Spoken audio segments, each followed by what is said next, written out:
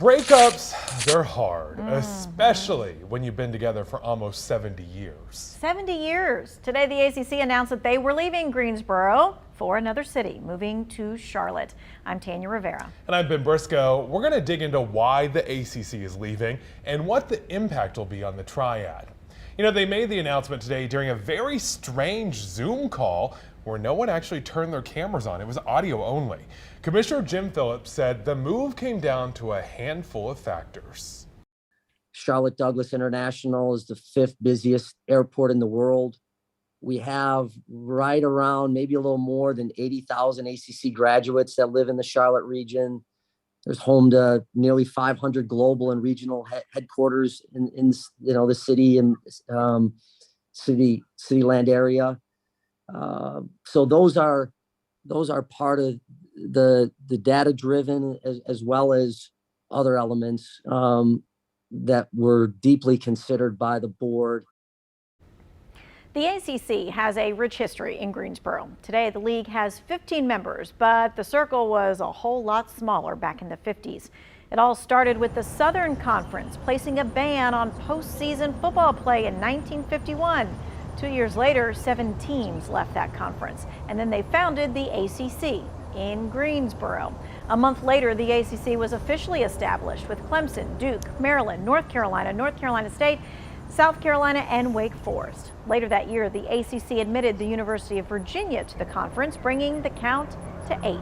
Over the next 60 years, several teams have left or joined the ACC. In 2011, the Hall of Champions opened next to the Greensboro Coliseum. It's free, it's open 7 days a week. They've got all kinds of cool displays showing all the current ACC teams. Reaction to the move is pouring out on social media from all over the country.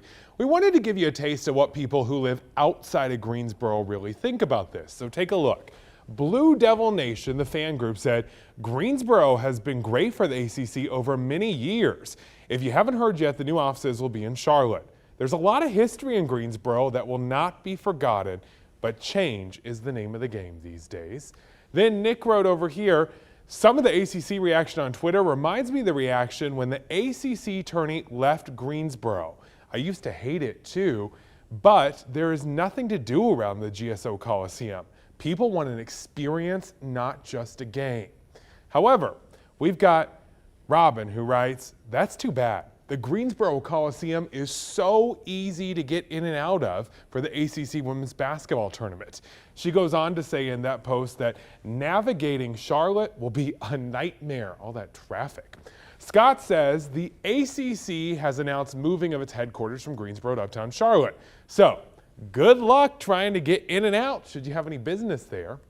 And another post said Greensboro stopped making sense when half the league became a flight away. Finally, I think Nick summed it up really well. He said, it makes sense for a number of reasons, but it's a really sad day for the city of Greensboro. So that's the people who live elsewhere. For a really hot take on this from someone who is from Greensboro, I want you to check out what Greensboro Sports posted. They said, bye-bye ACC, the grass may not be greener in Charlotte. Well, a whole lot of tax dollars are going towards the ACC moving to Charlotte. North Carolina is giving $15 million of incentives to keep the conference in our state. As part of the deal, the conference must host several tournaments here in Greensboro over the next 10 years. Now, the conference must also have at least 2 men's conference championships here. And to be clear, the 2023 men's tournament will be here at the Greensboro Coliseum. And despite the headquarters move, Greensboro will still get to bid on hosting other ACC events.